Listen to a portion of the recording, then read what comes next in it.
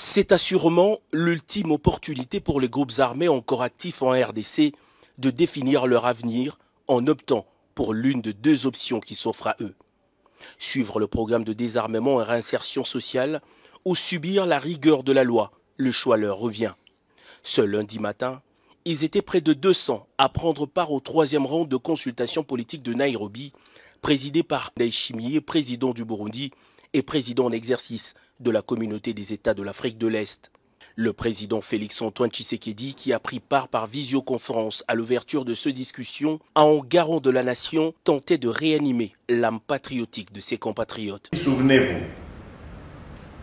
de combien de dialogues, de tables rondes, de conférences nationales nous avons organisées. Combien d'accords n'avons-nous pas signés? À combien de trahisons, d'inconscience communautaire, de barbarie, de tuerie, de massacres n'avons-nous pas assisté? Combien de femmes n'ont-elles pas été violées?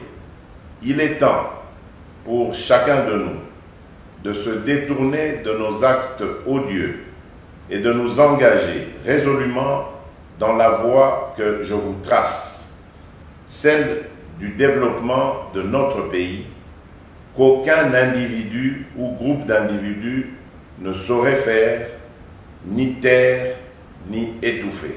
Cette discussion avec les représentants des groupes armés et la société civile de province de l'Est du pays devrait aboutir à une feuille de route pour formaliser la cessation définitive des hostilités et intégrer le PDDRCS qui, contrairement à l'ancienne vision, se fonde sur une approche du désarmement et démobilisation en mettant un point d'honneur sur les relèvements communautaires, suivant laquelle la réinsertion des ex-combattants se fait dans une logique de cohésion sociale au sein des communautés et non au sein de forces armées de la République.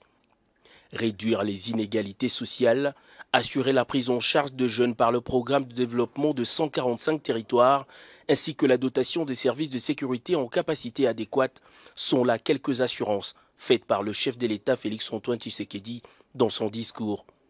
Concernant le cas de rebelles du M23, le commandant suprême reste ferme. Ce dernier ne pourront prendre part aux consultations de Nairobi qu'à une seule condition, celle du respect strict de la ligne dictée par le communiqué final du mini-sommet du 23 novembre dernier à Luanda.